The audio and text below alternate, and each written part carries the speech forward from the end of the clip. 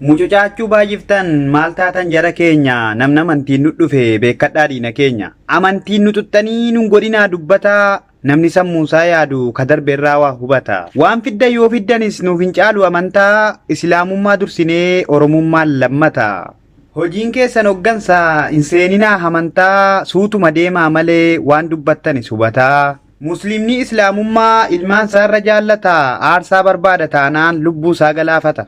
Mataa keenya dheeressinee yoo fakkaanis duriyyee kan amantaan nu dhufe hin dhiifnu eenyuun illee kan amantaan nu dhufe hin dhiifnu eenyuun illee duris hin dhiifne har'as hin dhiifnu borillee kan amantaadhaan nutti dhufu hin dhiifnu jechuudha. Jala murree itti himna nuyiif nu oromummaa ni jaallanna oromummaa dursinee garuu islaamummaa jaallanna islaamummaaf dhaabbanna oromummaan lammata jechuudha.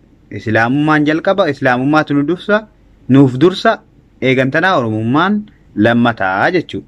Akkasitti wal hubachiifna waan kanarraa dubbatamee baay'ee uwwifamee dabarfamee jira. Gaa maluma nama keenyaa yookaan maluma keenya yeroo tokko waa uwwisnee bira dabarraa gaa ammoo deebi'anii nu tuqanutti yookaan ammoo wanni biraa gommamutti jechuudha.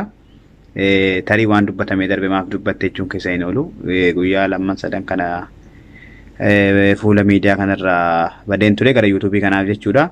Poostiin kiyya ammasitti fufa warroonni like subscribe gochuun jajjabeessaa jirtan akkasuma chaanaalii kiyya yeroo gabaabaa keessatti akka guddatu godhaa jirtan hedduu galatoomaa ulfaadha. Kaayyoon chaanaalii kanaa waan guddaadha. Tarii yeroo waan tokko tokko maxxansu waan namaa qofa maxxansuuf deemaa waan jettan yaaddannaaf fakkaata. Yaaduu illee dandeessanii akkasii miti gaa jireenya biyya namaatii waa hedduutu jira. Sanumaaf malee kaayyoon ofiifis hojjechuu namoota hojjetanis irratti affeeruudha. Inshaallah waan ta'u gara fuulduraatti walumaan ilaalla. Kanaaf yoomillee laaffachuu hin qabnu waan nu fakkaatu keessattuu waan amantii irratti hojjechuun dirqama keenya waan dandeenyuu fi gama dandeenyuun ga'ee keenya baachuu qabna. Akkasuma gama sabummaatis gama biyyummaatis wama hundaaniyyuu jechuudha.